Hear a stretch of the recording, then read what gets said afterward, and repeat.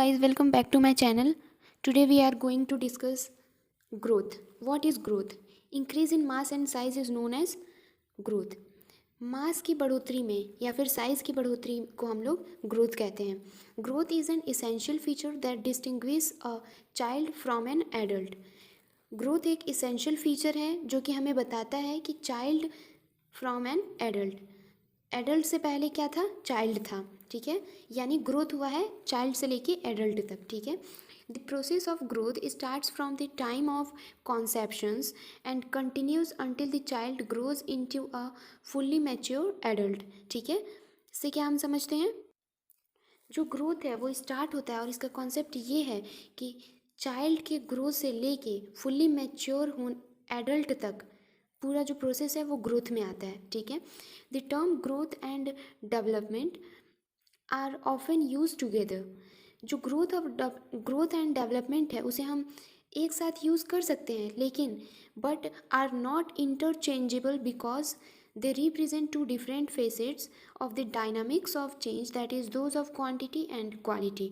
Okay, इसमें ये बता रहा है कि जो ग्रोथ है वो ग्रोथ और डेवलपमेंट हम बोल सकते हैं कि एक ही जैसा है, लेकिन दोनों एक नहीं है, क्योंकि जो दोनों है वो इंटरचेंजेबल है. इंटरचेंजेबल का मतलब हुआ if it is biosimilar to the reference product and is expected to produce the same clinical result is the reference product in any given patient. ठीक है, इसमें क्या होता है ना कि इंटरचेंजेबल का मतलब हुआ बायोलॉजिकली सिमिलर होंगे लेकिन पूरी तरह वो सिमिलर नहीं होंगे. ठीक है, जैसे कि आप एग्जांपल देख सकते हो क्वांटिटी एंड क्वालिटी, जिसमें क्वांटिटी का मतलब क्वांटिटी में आ जाता है मास, टाइम, डिस्टेंस, हीट एक्सेट्रा, और क्वालिटी में जैसे फ्रेंडली हो, बेबी फ्रेंडली होना चाहिए, फिर इको फ्रेंडली भी होना चाहिए, वेल मैनर्ड होना चाहिए, ये सब चीज़ें आ जाती हैं क्वालिटी. जैसे आप नहीं बोलते हैं या फिर हम लोग खुद सोचते हैं कि यार इसकी तो ये क्वालिटी बहुत अच्छी है. जैसे किसी पर्सन की आपकी वे ऑफ टॉकिंग पसंद आ जाए, किसी पर्सन की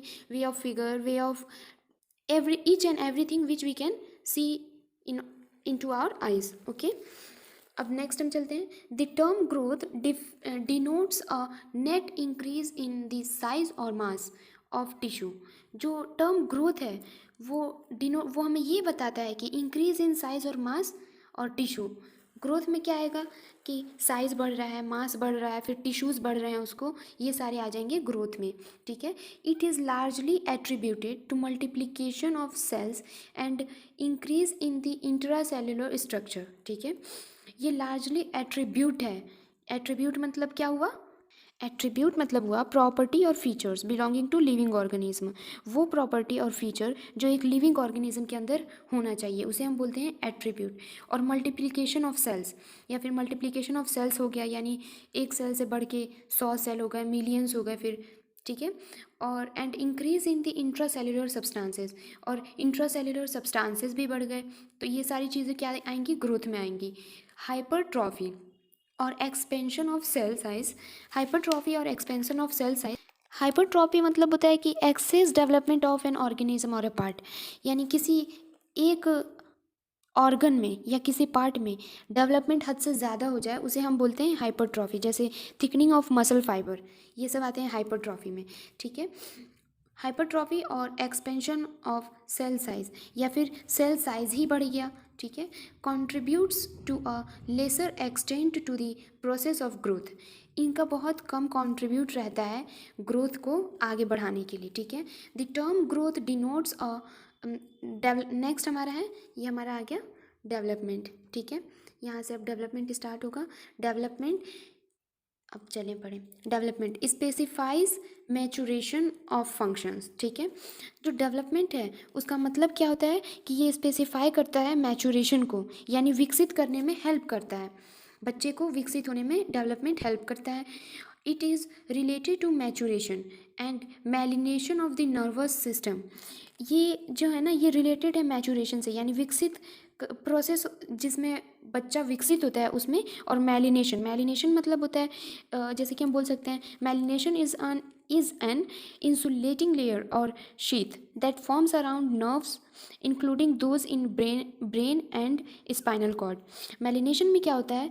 इंसुलेटिंग लेयर और शीथ जो होती है वो फॉर्म होती है किसके अराउंड, यानी किसके अंतर्गत? नर्व्स की. यहाँ नर्व्स के अंतर्गत या फिर ब्रेन के स्पाइनल कॉर्ड के अंतर्गत मेलिनेशन प्रोसेस होता है, ठीक है।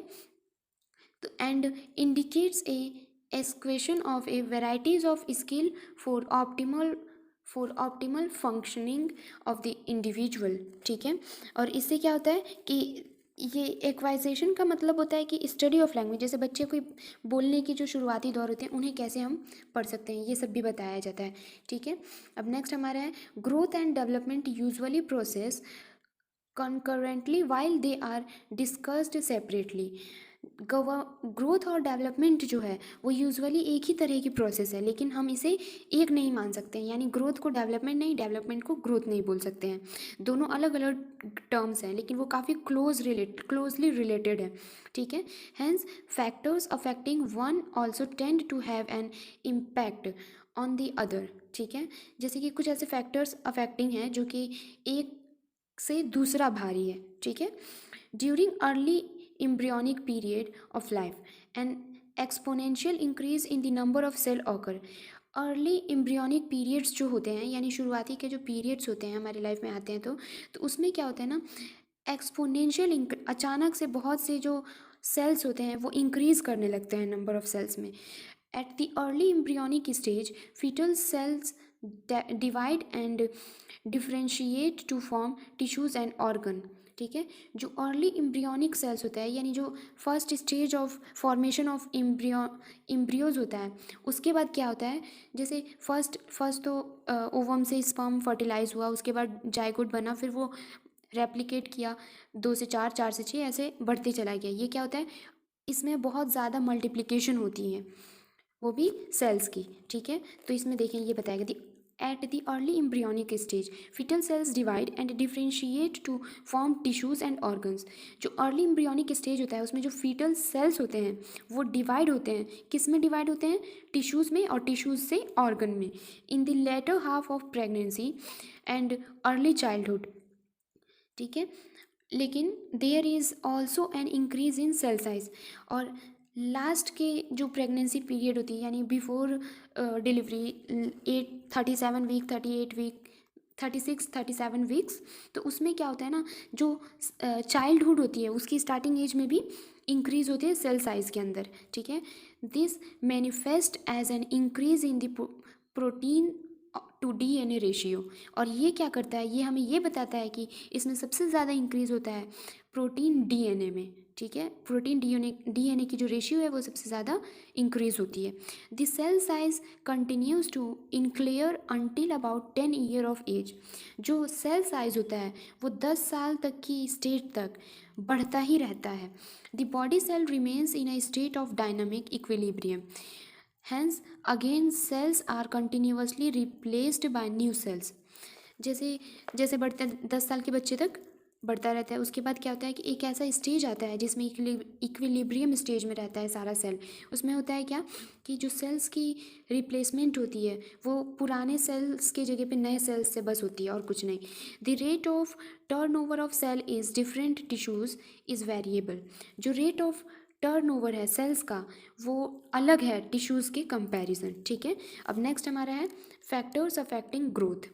ये मैं आपको नेक्स्ट वीडियो में आपको बताऊंगी, ठीक है। अगर अभी तक आपने प्रीवियस चैप्टर नहीं देखा है जिसमें मैंने सारी इसेंशियल पीडियाट्रिक्स के बारे में बताया है कि गवर्नमेंट कैसी कैसी और कौन कौन सी स्कीम्स चलाती है, फिर आशाज़ का रोल क्या है, आंगनवाड़ीज़ का रोल क्या है, ऑक्सिलरी नर्सेज मिडवाइफ का रोल क्या है, ये सारी चीज़ें मैंने प्रीवियस जो वीडियोज़ हैं प्रीवियस चैप्टर्स के उसमें अपलोड की है। अगर आप इंटरेस्टेड हो तो आप जाके देख सकते हो। And please like, share and subscribe to my channel. Thank you.